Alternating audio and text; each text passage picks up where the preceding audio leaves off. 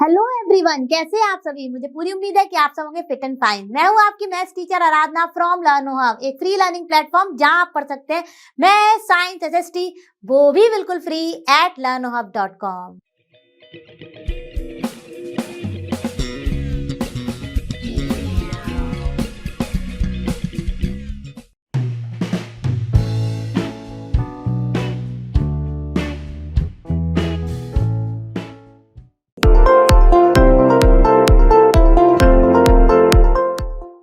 Question number 1, तो चलिए इसको ध्यान से पढ़ते हैं और फिर इसको सॉल्व करते हैं। अब इसमें बहुत सारे पार्ट्स दिए गए हैं, एक एक करके हम सारे पार्ट्स को सॉल्व करेंगे। ठीक है, तो क्वेश्चन कह रहा है the following graph shows the temperature of a patient in a hospital recorded every hour. ठीक है, यहाँ पे हमें पेशेंट के टेम्परेचर का एक ग्राफ दिया गया है, एवरी आवर रिकॉर्डेड है। ठीक है, तो ये दिया गया है। अब क्या कहा जा रहा है, पहला क्वेश्चन है what was the patients temperature at 1 PM, यानी 1 PM पर टेम्परेचर क्या है पेशेंट का, वो हमें बताना है। तो उसके लिए देखिए, आप यहाँ पर देखिए तो यहाँ पर हमें टाइम दिया गया है, ये एक्स एक्सिस कहलाता है, और ये वर्टिकल लाइन जो है वाई एक्सिस कहलाती है, और इस पे हमें टेम्परेचर दिया गया है। ठीक है, अब हमें देखना है 1 PM पे। तो ये देखिए, ये लाइन ग्राफ हमें दिखा रहा है कि किस पर्टिकुलर टाइम पर क्या हमारा टेम्परेचर है बाय दिस डॉट्स। आप देख सकते हैं ये डॉट्स से हमें टेम्परेचर की वैल्यूज पता चल रही हैं, यानी कि हमें जाना है 1 PM पर। तो 1 PM पर हम गए, ये रहा 1 PM, ये वर्टिकल लाइन, और देखिए ये हॉरिजॉन्टल लाइन से कहाँ मीट हो रहा है।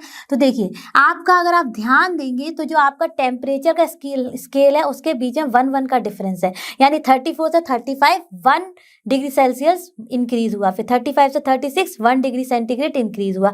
तो यानी कि जो मिड लाइन है, अगर ये मिड लाइन आ रही है तो ये हमारा क्या दिखा रही है, हाफ ऑफ 1 डिग्री सेल्सियस, यानी कि 0.5।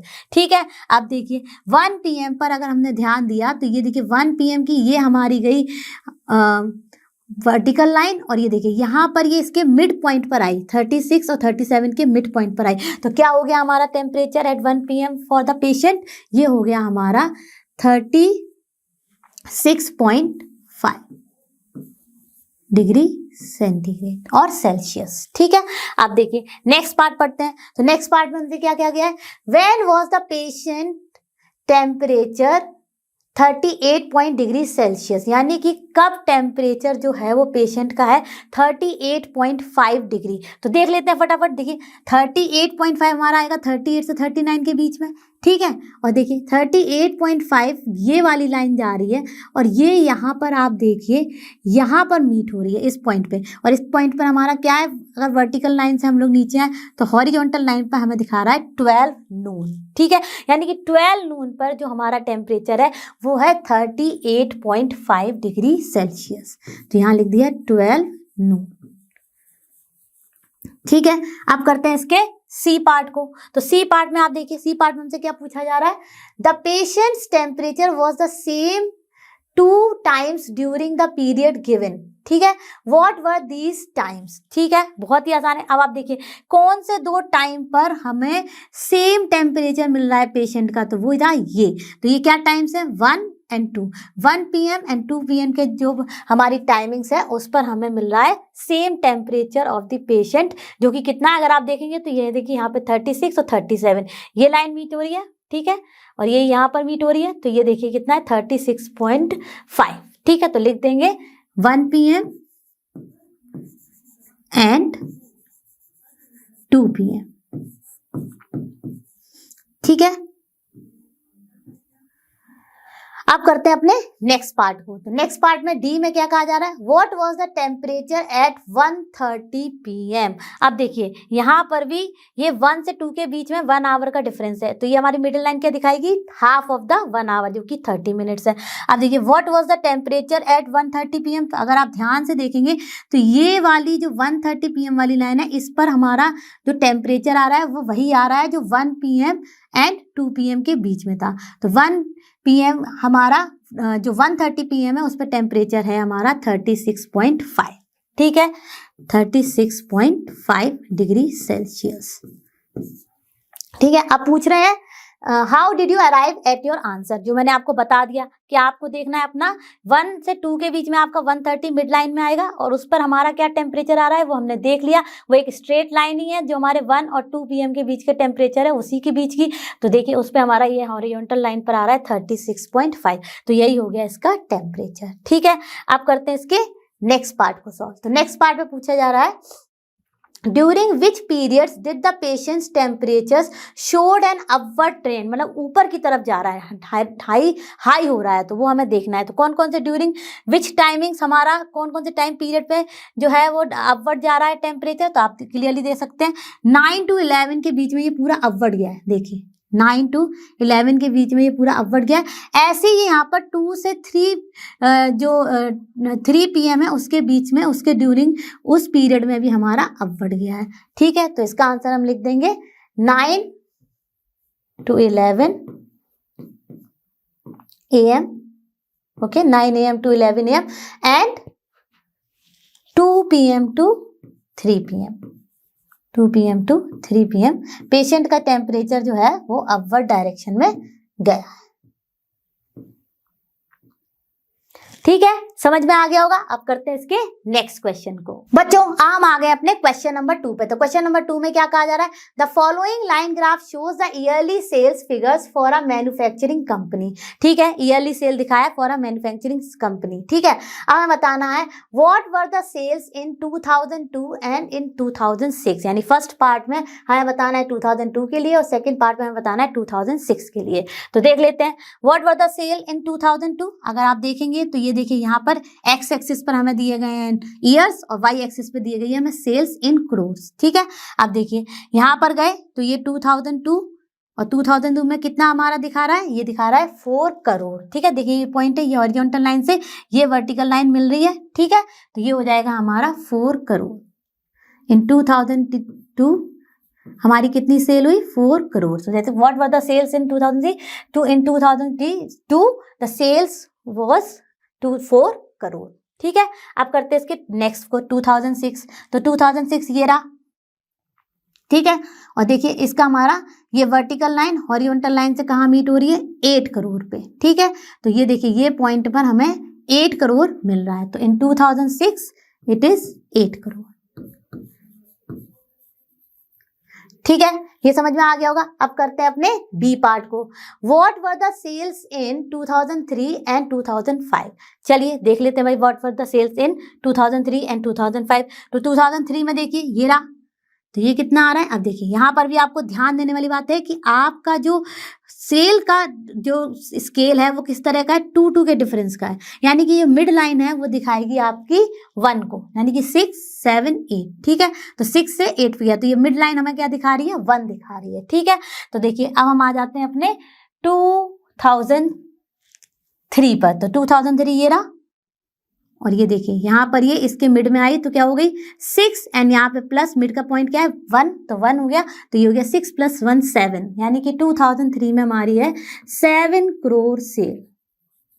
ठीक है, अब देखते हैं इन 2005। तो 2005 ये रहा। ठीक है, और इसकी यहाँ पर देखी तो ये कितनी आ गई 10, और यहाँ पर ये 2005। तो हमारी 2005 में कितनी सेल दिखा रही है, 10 करोड़। तो इसका हो गया 2005 का आंसर 10 करोड़। ठीक है, ये क्लियर हो गया होगा। अब करते हैं इसके नेक्स्ट पार्ट को। तो नेक्स्ट पार्ट में पूछा जा रहा है compute the difference between the sales in 2002 and 2006, यानी कि हमें निकालना है डिफरेंस इन कितनी सेल हमारी 2002 एंड 2006 की, इसका डिफरेंस निकालना है। ठीक है, तो चलिए देख लेते हैं। सबसे पहले 2002 हमारा ये रहा, कितनी सेल है हमारी 4 करोड़। तो लिख लेते हैं for the C part in 2002 sale is 4 crore. ठीक है, अब करते हैं नेक्स्ट के लिए। तो नेक्स्ट हमारा क्या है इन 2006। तो 2006 ये रहा, 2006 में हमारी कितनी सेल है देख लेते हैं, चलिए फटाफट। ये है 8 करोड़। देख लीजिए आप 2006 में ये रहा 8 करोड़। ठीक है, तो 8 करोड़ लिख लेते हैं 2006 की। तो इन 2006 8 crores। ठीक है, तो हमारा क्या आ जाएगा डिफरेंस, डिफरेंस हमें फाइंड करना है, तो डिफरेंस हो गया हमारा 8 जो ज्यादा वाली है यानी कि 2006 में हमारी ज्यादा सेल हुई है, -4 यानी कि 4 crores। So this is the difference, okay, this is the difference between the sales in 2002 and 2006। यानी कि अगर आप कहें तो कह सकते हैं कि 2002 से 2006 में हमारी 4 करोड़ की इंक्रीमेंट हुई सेल में। ठीक है, अब करते हैं इसके नेक्स्ट पार्ट को यानी कि डी पार्ट को। अब डी पार्ट में हमसे पूछा गया है in which year was there the greatest difference between the sales as compared to its previous year. तो आप देखेंगे अगर आपका सबसे ज्यादा हाई राइज हुआ है सेल में तो वो हुआ है 2005 में। तो इन 2005 years it is the highest, if you see it is the highest, what is that, 10 crores। ठीक है, तो इसका आंसर क्या हो जाएगा, in which year was there the greatest difference between the sales as compared to the previous year, in 2005। in 2005 we can write there the greatest difference between the sales as compared to its previous year। क्या है, देखिए हमारी in 2005 है 10 करोड़। ठीक है, और अगर हम देखें अपनी नेक्स्ट 2004 में तो वो है हमारी 6 करोड़। तो सबसे ज्यादा डिफरेंस आपको किस में दिख रहा है, 4 करोड़ का डिफरेंस है हमारा 2005 और 2004 के बीच में। ठीक है, तो हमारी इन 2004 कितनी है, इन 2004 है हमारी 6 करोड़। ठीक है, 6 करोड़ जो कि सब्ट्रैक्ट होके आ जाएगी 10 - 6 4 करोड़। सो किस ईयर में, इन 2005 हम लिख देंगे in 2005 there was the greatest difference between the sales as compared to its previous year. यहाँ पर लिख देंगे सिर्फ यहाँ पर इन विच ईयर की जगह इन 2005 year was there the greatest difference between the sales as compared to its previous year। तो मुझे पूरी उम्मीद है ये क्वेश्चन हो गया होगा आपको क्लियर। अब चलते हैं अपने नेक्स्ट क्वेश्चन पर। बच्चों हम आ गए अपने क्वेश्चन नंबर 3 पर। तो क्वेश्चन नंबर 3 में क्या कह रहे हैं, for an experiment in botany 2 different plants, plant A and plant B were grown under similar laboratory conditions। Their heights were measured at the end of each week for 3 weeks, at the end of each week for 3 weeks। ठीक है, the results are shown by the following graph। यहाँ पे हमें result दिखाया गया है जिसमें plant A और प्लांट बी की ग्रोथ हर वीक के हिसाब से दी गई है। ठीक है, अब देखिए हमें अपने क्वेश्चंस का आंसर करना है। तो क्या करना है, सबसे पहले how high was plant A after 2 weeks and after 3 weeks। तो बहुत ही आसान है, हमें प्लांट ए को देखना है। तो सबसे पहले तो समझ लीजिए कि यहाँ पर जो प्लांट ए है वो दिया गया है डॉटेड लाइन से। ठीक है, ये जो डॉटेड लाइन गई है ये है हमारा प्लांट ए और जो नॉर्मल लाइन है उसके थ्रू गया है हमारा प्लांट बी का ग्रोथ। ठीक है, तो कंफ्यूज बिल्कुल नहीं होना है। अब हमें जाना है अपना किसकी पूछी जा रही है हमसे, how high was a plant A after 2 weeks and after 3 weeks। यानी कि अब हमें देखनी है अपनी dotted line for 2 weeks and for the 3rd week। ठीक है, तो देखिए after 2 weeks what is the height of the plant A. ये देखिए यहाँ पर भी आपको स्केल बहुत इजी लग रही होगी, 2 के डिफरेंस में दी गई है। तो मिड वाला हमारा दिखाएगा 1 1 यानी कि 4 के बाद 5 6। ठीक है, अब देखिए ये आया यहाँ पे 2 और ये देखिए 2nd वीक के एंड में हमारे इसकी जो हाइट होगी, देखिए 6 है ये 8 है तो इसके बीच में ये 7 आएगा, ये आएगा। तो देखिए प्लांट ए की हाइट, तो देखिए बच्चों यहाँ पर ये है हमारा 2nd वीक और ये देखिए हमारी है यहाँ पर 8 to 6 के बीच में यानी यहाँ पे 7। तो हमारे प्लांट ए की हाइट आफ्टर 2nd वीक होगी कितनी, 7 सेंटीमीटर। ठीक है, तो यहाँ पर आंसर हो गया 7 सेंटीमीटर। ठीक है, ये एरो है।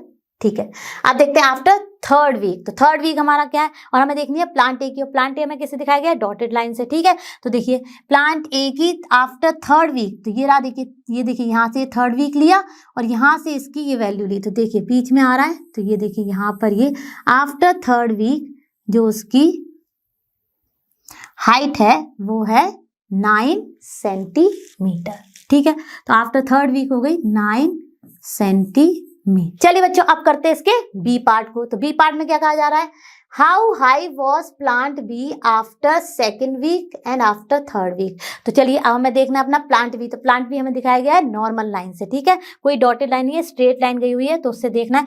तो प्लांट बी आप देखिए सेकेंड वीक में प्लांट बी ये वाली लाइन जा रही है, और ये भी हमारी देखिए यहाँ सेकेंड वीक है, और ये देखिए यहाँ से ये, तो हमारे प्लांट वी की हाइट भी जो है वो है आफ्टर सेकेंड वीक 7 सेंटीमीटर। ठीक है, तो ये सेकेंड वीक में हो गई 7 centimetre.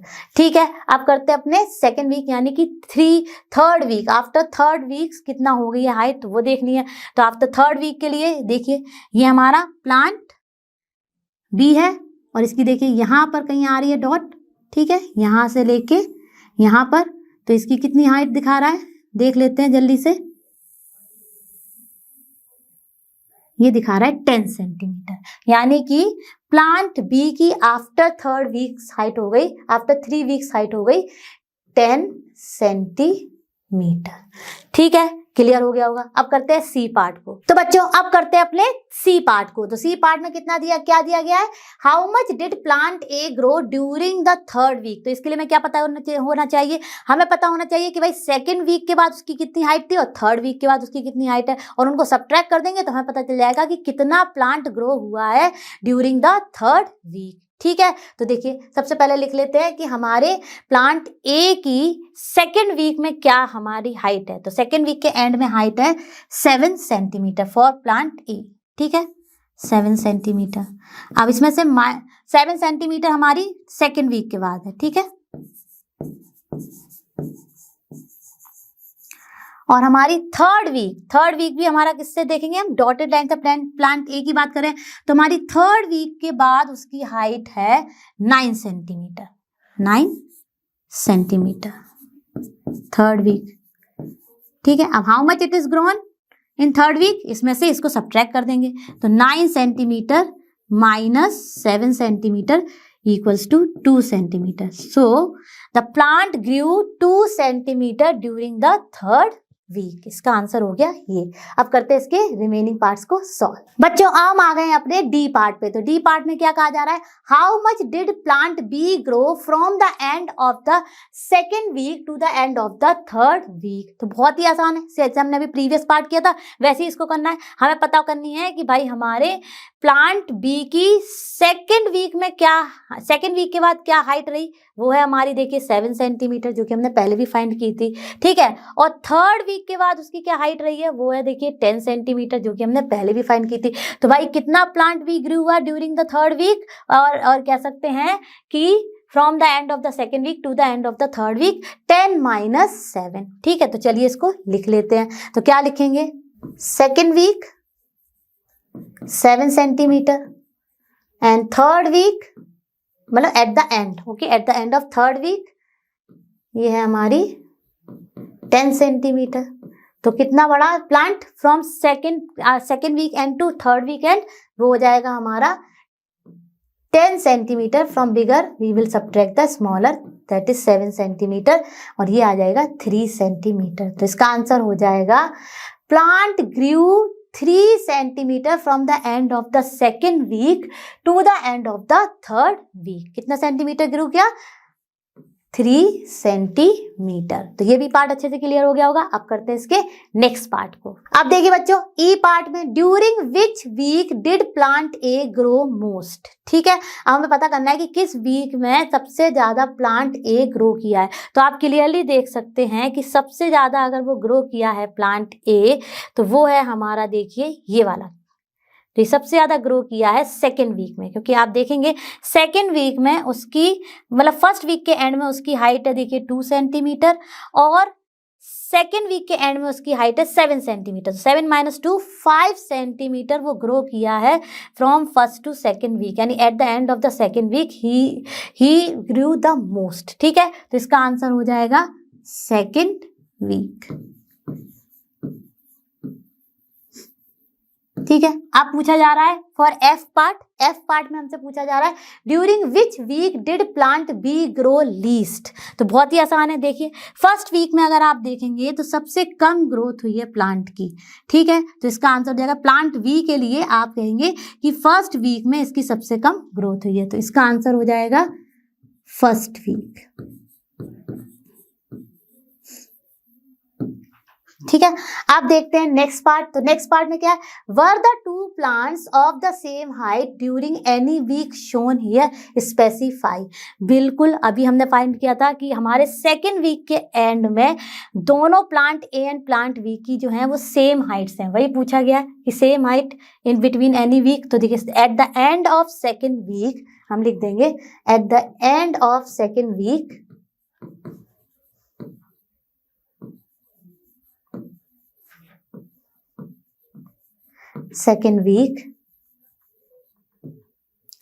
both the plants have the same height. Plant A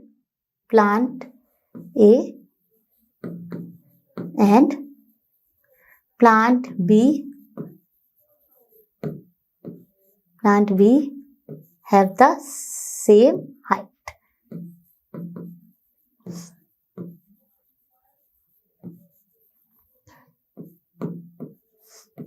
अब इसमें पूछा गया स्पेसिफाई, तो भाई दोनों ही प्लांट्स की जो ग्रोथ है वो सेम स्केल को इंडिकेट कर रही है जो कि 7 सेंटीमीटर।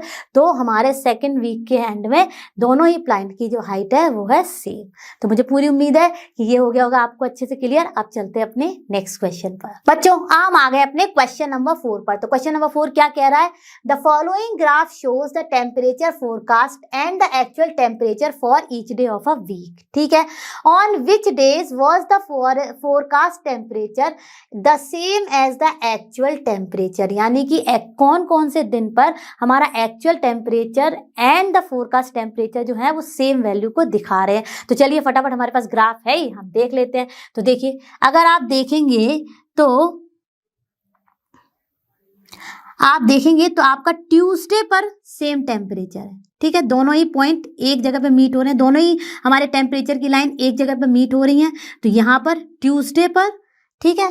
फिर उसके बाद देखिए फ्राइडे में भी दोनों लाइन एक पॉइंट पर मीट हो रही हैं, ये एंड संडे। तो दीज 3 डेज हमारा जो एक्चुअल टेम्परेचर है एंड द फोरकास्ट टेम्परेचर है both are showing the same values, ठीक है। तो लिख देते हैं, इसका आंसर हो जाएगा Tuesday, Friday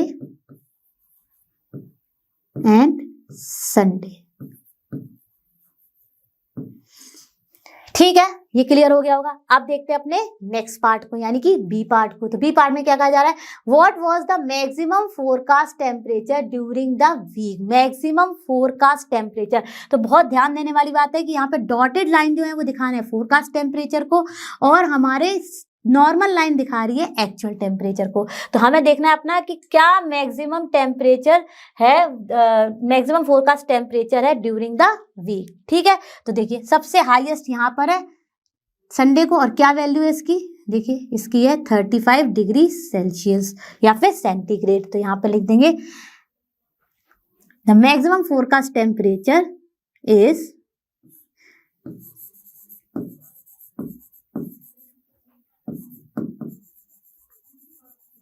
maximum forecast temperature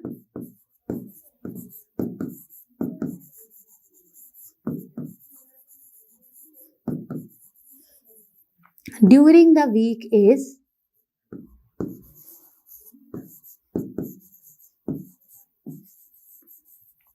week is 35 degree Celsius. यही बताना था मैं, what was the maximum forecast temperature during the week, तो वो है हमारा 35 डिग्री सेल्सियस। अब करते हैं इसके नेक्स्ट पार्ट को सॉल्व। तो बच्चों हम आ गए अपने सी पार्ट पर। तो सी पार्ट में पूछा गया what was the minimum actual temperature during the week, यानी कि हमें मिनिमम एक्चुअल टेम्परेचर फाइंड करना है अपना ड्यूरिंग द वीक। तो एक्चुअल टेम्परेचर हमारा नॉर्मल लाइन से दिख रहा है। तो देखिए मिनिमम हमारा किस दिन दिख रहा है, इस दिन, ये देखिए। और ये हमारा क्या वैल्यू है इसकी, देखिए सबसे ज्यादा नीचे यहाँ पर ही क्या है, तो ये देखिए एक्चुअल टेम्परेचर वाली लाइन को देखना है, और ये देखिए ये आ रहा है हमारा यहाँ पे 15 डिग्री सेल्सियस।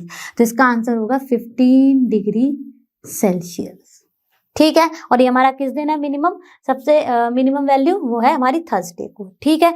अब चलते हैं नेक्स्ट पर। तो next Thursday and Friday both are showing the same values और that is minimum for actual temperature that is 15 degrees Celsius, ठीक है। अब करते हैं इसके नेक्स्ट पार्ट को। On which day did the actual temperature differ the most from the forecast temperature, यानी कि एक्चुअल टेम्परेचर जो है वो डिफर हो रहा है most from the forecast temperature. तो देख लेते हैं सबसे पहले।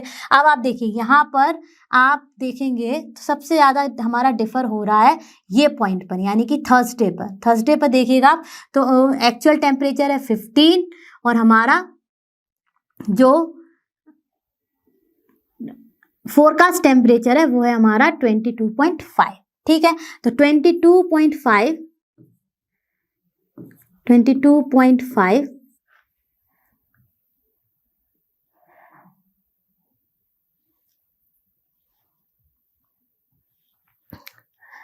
22.5 माइनस हमारा क्या है मिनिमम 15, ठीक है, 15 डिग्री सेल्सियस। तो ये आएगा आंसर इसका 7.5 डिग्री सेल्सियस, यानी कि ऑन विच डे, थर्सडे।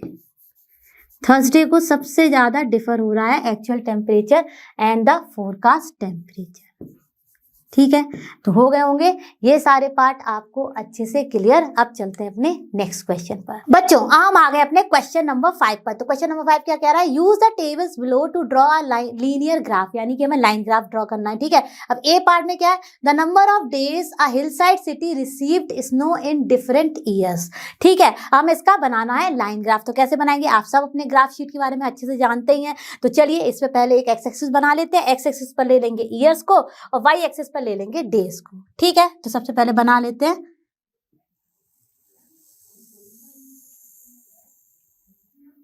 ये एक्स एक्सिस है, ठीक है, और यहां से ये इसका वाई एक्सिस है,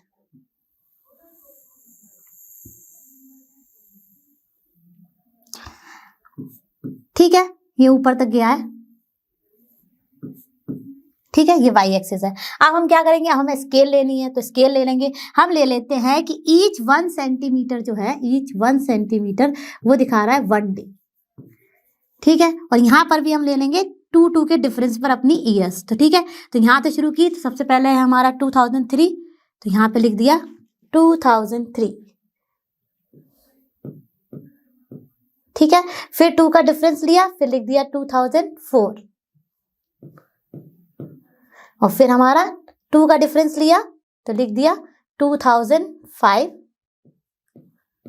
एंड देन हमारा 2006, ठीक है। अब हमें क्या करना है, अब हमें देखना है 2003 में कितने डेज में स्नो हुई है। तो उसके लिए सबसे पहले हम डेज लिख लेते हैं। तो ये देखिए 1 2 1 सेंटीमीटर को हमने लिया है 1 डे, ठीक है। 3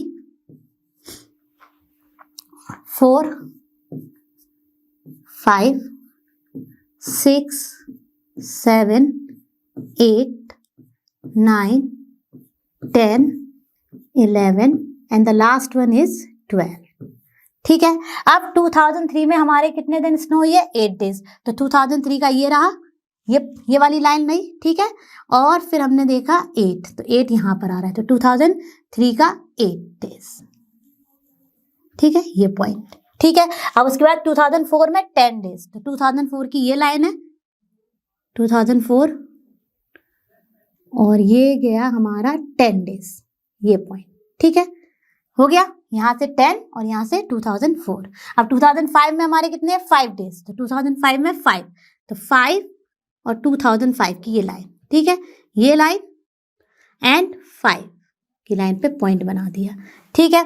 अब उसके बाद हमारा 2006 में है 12 डेज, तो 2006 की ये लाइन और इसको लेके गए अप और 12 डेज यानी कि लास्ट, यहाँ पर 2006 का ये हो गया। अब बस इनको लाइन को ज्वाइन कर देना है, तो ये ज्वाइन की, फिर ये ज्वाइन की और फिर ये ज्वाइन की। ठीक है, तो ये बन गया हमारा graph for different years snowfall in. तो बन गया ना ये हमारा ग्राफ, पूरा अच्छे से समझ में आ गया होगा। अब चलते हैं अपने नेक्स्ट क्वेश्चन पर। तो बच्चों आओ मैं अपने क्वेश्चन नंबर 5 के बी पार्ट में, और इसमें भी हमें क्या करना है, एक ग्राफ ड्रॉ करना है, लीनियर ग्राफ ड्रॉ करना है। और क्या दिया गया है, population in thousands of man and women in a village in different years. ठीक है, तो इसका हमें बनाना है अपना एक लीनियर ग्राफ। तो चलिए फटाफट बनाते हैं। अब देखिए मैंने यहाँ पर कुछ चीजें ऑलरेडी लिख रखी हैं, जैसे कि हमारे पास डेटा नहीं था तो हमने डेटा को लिख लिया जो जो हमें चाहिए। और फिर मैंने यहाँ पे एक्स एक्सिस पर क्या लिया है ये भी मेंशन किया है। एक्स एक्सिस पर हमने लिया है ईयर्स को और वाई एक्सिस पर हमने लिया है पॉपुलेशन को। अब मैंने यहाँ पे थोड़ी सी जिगजैग लाइन इसलिए बना दी है, इससे मतलब चल रहा है कि डेटा इज इन कंटिन्यूएशन, लेकिन हमारे पास क्योंकि लिमिटेड स्पेस है तो मैंने यहाँ से लिया है 11 से लेके डेटा। ठीक है, अब देखिए अब इसमें आपको डिफरेंट ईयर्स में दिखानी है मैन एंड वुमेन की पॉपुलेशन। ठीक है, तो देखिए यहाँ पे ले लेते हैं हम अपना 2003। ठीक है, फिर यहाँ पे ले लेते हैं हम अपना 2004, फिर यहाँ पे हम ले लेते हैं अपना 2005, फिर 2006 एंड 2007। ठीक है, ये हमारे ईयर्स हो गए। अब इन ईयर्स में हमें सबसे पहले देखना है, अब हमें दो चीजें यूज करनी है, क्योंकि दो चीजें दी गई हैं हमें, मैन एंड वुमेन, तो हमें दो तरह की लाइंस यूज करनी है। तो चलिए मैन हम दिखा देते हैं स्ट्रेट लाइन से, ठीक है, और डॉटेड लाइन से हम दिखा देंगे वुमेन। ठीक है, अब देखिए हमारा 2003 में जो मैन है वो है 12, यानी कि यहां पर कहीं। ठीक है, स्केल हमने क्या ली है 1 सेंटीमीटर इक्वल्स टू 1000। ठीक है, अब देखिए यहाँ पर जो हमारे मैन हैं वो है 2003 में 12, यानी कि ये रहा 2003 और ये रहा 12, तो ये लगा दिया हमने कि पॉइंट। ठीक है, सबसे पहले हम मैन का ही ड्रॉ कर रहे हैं जो कि हमने लिया है नॉर्मल, अपनी नॉर्मल लाइन को। ठीक है, अब इसके बाद देखिए 2004 में है 12.5, यानी कि 12 कंप्लीट और उसके बाद 0.5 यानी कि 5 लाइंस, तो यानी कि 2004 में कुछ यहाँ पर पहुंचेगा 12 के बाद देखिए ये 5 स्मॉल लाइंस हमें काउंट करनी है। ठीक है, तो 1 2 3 4 5 और वहां पर जाके हमें मार्क करना है। ठीक है, तो ये देखिए 2004 में 12.5। ठीक है, नेक्स्ट हमारा क्या है, नेक्स्ट हमारा 2005 में 13, तो 2005 ये रहा और 13 ये रहा। ठीक है, तो ये देखिए ये 13 2005 में, तो यहाँ पर ये पॉइंट लगाया। ठीक है, अभी सिर्फ मैन का ही हम ड्रॉ कर रहे हैं। ठीक है, फिर 2006 में 13.2, यानी कि 13 कंप्लीट एंड 2 स्मॉल लाइंस, यानी कि ये 1। ठीक है, तो ये हमारा आ गया 13.2 और ये हमारा किस ईयर में है 2006 में। ठीक है, उसके बाद हमारा 2007 में 13.5, तो ये रहा 13 और 0.5 हमारा ये लाइन है और ये 2007 आ गया। ठीक है, 2007 ये रहा ये वाली लाइन, और यहाँ पर देखेंगे तो ये देखिए 13.5, तो 0.5 का एग्जैक्ट जो हमारा ये 13 से 14 है इसके बीच की एग्जैक्ट मिड लाइन, तो ये यहाँ कुछ इस तरह से आएगा। ठीक है,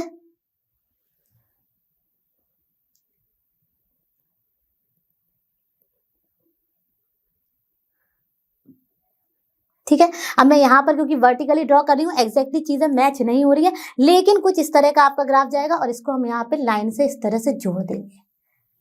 ठीक है, क्लियर हो गया होगा। अब करते हैं फॉर वुमेन, तो वुमेन का हमारे सबसे पहले 11.3, तो 11.3 इन 2003, तो 11 ये रहा और 0.3 लाइन्स, तो 1 2 3। ठीक है, 1 2 3 यहाँ कुछ इस तरह से आएगा। ठीक है, उसके बाद हमारा नेक्स्ट है 11.9, तो 11 ये रहा और फिर उसके बाद 9 लाइन्स, तो बहुत स्लाइटली डिफरेंस है, 5 6 7 8 9, यानी कि 2004 में हमारा जाएगा 11 के बाद 9 स्मॉल लाइंस को आपको काउंट करना है, जो कि बना रही है 10 पूरी मिलके बनाती है एक स्क्वायर जो होता है 1 सेंटीमीटर का। ठीक है, तो यहाँ पर आपका ये आएगा 11.9 कुछ इस तरह से। तो बच्चों हम कर रहे हैं अपने वुमेन के डेटा के लिए लाइन ग्राफ ड्रॉ। ठीक है, तो सबसे पहले हमारा है 11.3, तो 11 कंप्लीट एंड 3 स्मॉल लाइंस, तो 1 2 3। ठीक है, कुछ इस तरह से आएगा।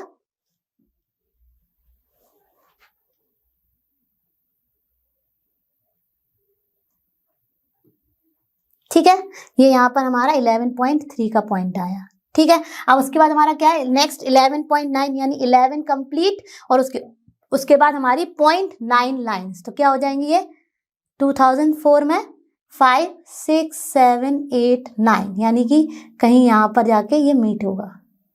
ठीक है, 11 और फिर उसके बाद स्मॉल 9 लाइंस। ठीक है, उसके बाद हमारा है 13, तो 13 ये रहा, तो 13 पे दोनों मीट हो गए यानी कि इस पॉइंट पे। चाहिए तो आप ऐड करते जाइए दोनों के कॉमन पॉइंट को। ये देखिए ये डॉटेड लाइन से दिखाया। ठीक है, अब उसके बाद हमारा क्या है, तो बच्चों अब 2006 में 13.6, तो 13.6 कुछ इस तरह से लेंगे हम, ये 13 और 2006 की ये लाइन है। ठीक है, ठीक है, 2006 में हमारा ये गया और फिर यहाँ से 13 के बाद 6 स्मॉल लाइंस, तो 1 2 3 4 5 6 यानी कि ये कहीं पर यहाँ पर आएगा। ठीक है, इसको भी हम डॉटेड लाइन से कनेक्ट कर देंगे। ठीक है, अब इसके बाद हमारा नेक्स्ट है, ठीक है, अब इसके बाद नेक्स्ट हमारा है 12.8, 2007 में हमारा 12.8 यानी कि ये डाउन आ रहा है, तो 12 के बाद 8 स्मॉल लाइंस। ठीक है, 2007 में ये 12 है और 12 के बाद 8 स्मॉल लाइन, 1 2 3 4 5 6 7 8 यानी कि यहाँ कहीं आएगा और फिर इसको हम यहाँ पर इससे डॉटेड लाइन से कनेक्ट कर देंगे। ठीक है, तो ये हो गया हमारा मैन एंड वुमेन का graph for the given years. ठीक है, क्लियर हो गया होगा, समझ में भी आ गया होगा। अब चलते हैं अपने नेक्स्ट क्वेश्चन पर। बच्चों हम आ गए अपने क्वेश्चन नंबर 6 पर। तो क्वेश्चन नंबर 6 क्या कह रहा है, a courier person cycles from a town to a neighbouring suburban area to deliver a parcel to a merchant. His distance from the town at different time is shown by the following graph. ठीक है, ये आप graph देख ही सकते हैं। ठीक है, अब इसके बाद क्या पूछा जा रहा है, ए पार्ट में हमसे पूछा जा रहा है what is the scale taken for the time axis. तो ये है हमारा टाइम एक्सिस और आप देखेंगे कि 8 AM और 9 AM के बीच में हमारी कितनी यूनिट्स आ रही है, 1 2 3 4, तो यानी कि 4 यूनिट्स या 4 सेंटीमीटर ले रहे हैं हम अपने 1 आवर के लिए। तो यही स्केल दी गई है, लिख सकते हैं यहाँ पे 4 यूनिट, तो यहाँ का आंसर हो जाएगा 4 यूनिट इक्वल्स टू 1 आवर, या लिख सकते हैं 4 सेंटीमीटर भी, 4 सेंटीमीटर इक्वल्स टू 1 आवर। ठीक है, क्लियरली दिख गया होगा आपको यहाँ पर। ठीक है, तो क्या स्केल दी गई है टाइम एक्सिस पे, टाइम एक्सिस पर हमारी स्केल दी गई है 4 यूनिट या 4 सेंटीमीटर इक्वल्स टू 1 आवर। ठीक है, अब देखिए how much time did the person take for the travel. बहुत ही आसान है, देखिए वो अपने जो उसका डेस्टिनेशन है उस पर पहुँच गया, यहाँ पर कितने टाइम पे पहुँचा है, देखिए यहाँ से देख लीजिए, तो यहाँ पे ये यहाँ से यहाँ पे पहुँचा है यानी ये मिड पॉइंट है। ठीक है, आप देख लीजिए यहाँ से यहाँ तक 1 आवर 2 आवर 3 आवर और ये मिड का यानी कि हाफ एन आवर, तो कितना टाइम लिया उसने 3 आवर्स 30 मिनट्स।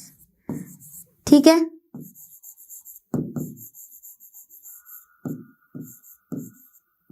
ठीक है, क्लियर हो गया होगा। अब करते हैं इसके नेक्स्ट पार्ट को सॉल्व। अब देखिए बच्चों क्वेश्चन नंबर 6 में how far is the place of the merchant from the town. तो देखिए बहुत ही आसान है, डिस्टेंस वाली साइड को देखना है।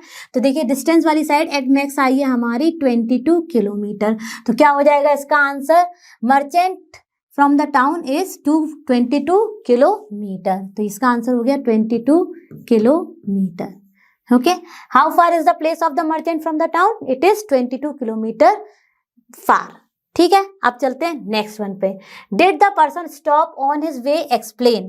तो आप देखेंगे कि यहाँ पर जो ग्राफ है ना, ये बिल्कुल हमारा एक स्ट्रेट लाइन आ रहा है, इसमें कोई भी डाउन या अप वाली लाइन नहीं आ रही है। तो ये हमारा क्या टाइमिंग है, यहाँ से 10 से लेके और ये देखिए यहाँ तक 10:30 तक ये जो है उसने अपना स्टॉप किया जर्नी। तो इसका आंसर हो जाएगा did the person stop on his way, explain. Yes, 10 to 10:30 it stopped, he stopped, explain why, because if we see the graph, हम जब ग्राफ को देखते हैं तो दिख रहा है हमें कि उसका जो 10 से 10:30 तक का जो टाइम है, it is just showing the single line, no upward direction, no downward direction, any kind of movement. तो दिस शोज दैट कि it stop for 10 to 10:30 AM। कोई डिस्टेंस उसने कवर नहीं की है 10 से 10:30 के बीच में। ठीक है, अब देखिए during which period did he ride fastest. तो ही रोड, हम लिखेंगे ही रोड फास्टेस्ट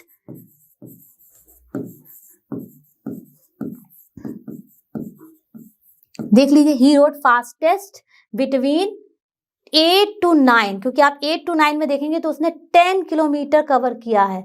ठीक है, तो इसका मतलब ही रोड फास्टेस्ट बिटवीन